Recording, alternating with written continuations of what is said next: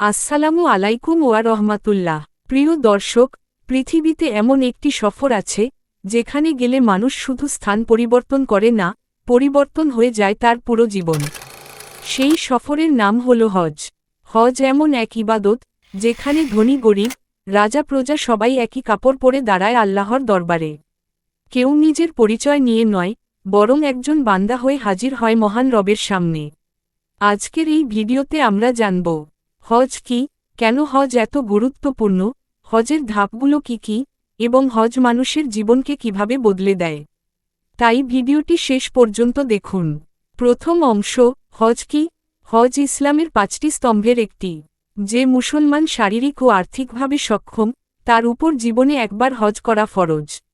মহান আল্লাহ পবিত্র কুরআনে বলেন, মানুষের উপর আল্লাহর জন্য এই ঘরের হজ করা ফরজ, যারা সেখানে যাওয়ার সামর্থ্য রাখে। হজ শুধু একটি ভ্রমণ নয়, এটি হল আত্মাকে পরিশুদ্ধ করার এক মহান ইবাদত। এখানে মানুষ নিজের গুনাহের জন্য কান্না করে, ক্ষমা চায় এবং নতুন জীবন শুরু করার প্রতিজ্ঞা করে। দ্বিতীয় অংশ, হজের ইতিহাস। হজের ইতিহাস অত্যন্ত পুরনো। হজের সূচনা হয় হজরত ইব্রাহিম আলাইহিস সালাম ও তার পুত্র হজরত ইসমাইল আলাইহিস সালামের মাধ্যমে। আল্লাহর আদেশে তারা নির্মাণ করেন পবিত্র কাবাঘর। তারপর আল্লাহ ইব্রাহিম আলাইহিস সালামকে নির্দেশ দেন মানুষের মাঝে হজের ঘোষণা দিতে। সেই ডাকে সাড়া দিয়েই আজ লক্ষ লক্ষ মুসলমান পৃথিবীর বিভিন্ন দেশ থেকে মক্কায় ছুটে যায়। হজ আমাদের শিখায়, আল্লাহর আদেশের সামনে নিজের ইচ্ছাকে ত্যাগ করতে হয়, যেমন ইব্রাহিম আলাইহিস সালাম করেছিলেন। তৃতীয় অংশ, হজের প্রস্তুতি। হজে যাওয়ার আগে একজন মুসলমানের উচিত হালাল উপার্জনের টাকা দিয়ে হজ করা, মানুষের হক আদায় করা, কারো সাথে ঝগড়া থাকলে মাফ চেয়ে নেওয়া, বেশি বেশি তওবা করা, নামাজ ও কুরআনের প্রতি যত্নবান হওয়া। কারণ হজ শুধু শরীরের সফর নয়, এটি হৃদয়ের সফর।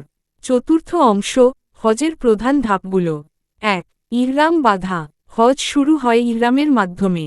পুরুষরা সাদা 2 টুকরা কাপড় পরে, আর নারীরা শালীন পোশাক পরিধান করে। এই পোশাক আমাদের মনে করিয়ে দেয়, একদিন সবাইকে কাফনের কাপড় পরে আল্লাহর সামনে দাঁড়াতে হবে। 2. তাওয়াফ। হাজিরা কাবা শরীফকে 7 বার প্রদক্ষিণ করেন। এই তাওয়াফ প্রমাণ করে একজন মুমিনের জীবনের কেন্দ্রবিন্দু শুধুই আল্লাহ। 3. সাফা মারোয়া সাই। হাজিরা সাফা ও মারোয়া পাহাড়ের মাঝে 7 বার চলাফেরা করেন। এটি স্মরণ করিয়ে দেয় হজরত হাজেরা আলাইহাস সালামের সেই ত্যাগ ও ধৈর্যের কথা, যখন তিনি তার সন্তান ইসমাইল আলাইহিস সালামের জন্য পানির খোঁজে দৌড়াচ্ছিলেন। 4. আরাফার ময়দান। হজের সবচেয়ে গুরুত্বপূর্ণ অংশ হল আরাফায় অবস্থান করা। এই দিনে লক্ষ লক্ষ মানুষ আল্লাহর কাছে কান্না করে, দোয়া করে, ক্ষমা চায়। অনেক আলেম বলেন, আরাফার ময়দান যেন কিয়ামতের দিনের একটি ছোট দৃশ্য। 5. শয়তানকে পাথর নিক্ষেপ। হাজিরা জামারাতে শয়তানকে প্রতীকীভাবে পাথর নিক্ষেপ করেন। এটি আমাদের শেখায়, মানুষকে জীবনের প্রতিটি মুহূর্তে শয়তানের কুমন্ত্রণা থেকে দূরে থাকতে হবে। পঞ্চম অংশ, হজ মানুষের জীবন কিভাবে বদলে দেয়। অনেক মানুষ হজে যাওয়ার আগে যেমন থাকে, ফিরে আসার পর আর তেমন থাকে না। কারণ হজ মানুষকে নম্র হতে শেখায়, গুনাহ থেকে ফিরে আসতে শেখায়, মানুষকে আল্লাহর আরও কাছে নিয়ে যায়।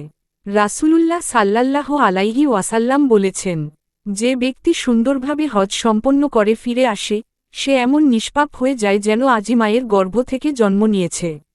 ষষ্ঠ অংশ, আমাদের জন্য শিক্ষা।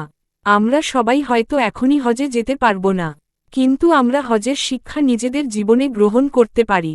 অহংকার ত্যাগ করা, ধৈর্য ধরা, আল্লাহর উপর ভরসা করা, গুনাহ থেকে দূরে থাকা, নামাজ ও কুরআনের সাথে সম্পর্ক মজবুত করা।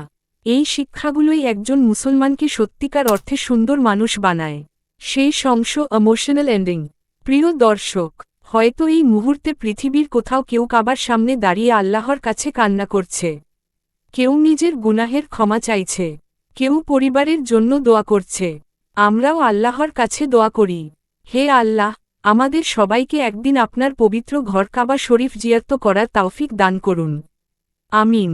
ভিডিওটি ভালো লাগলে অবশ্যই লাইক দিন, শেয়ার করুন এবং ইসলামিক আরও সুন্দর ভিডিও পেতে চ্যানেলটি সাবস্ক্রাইব করুন। আসসালামু আলাইকুম ওয়া রহমাতুল্লাহ।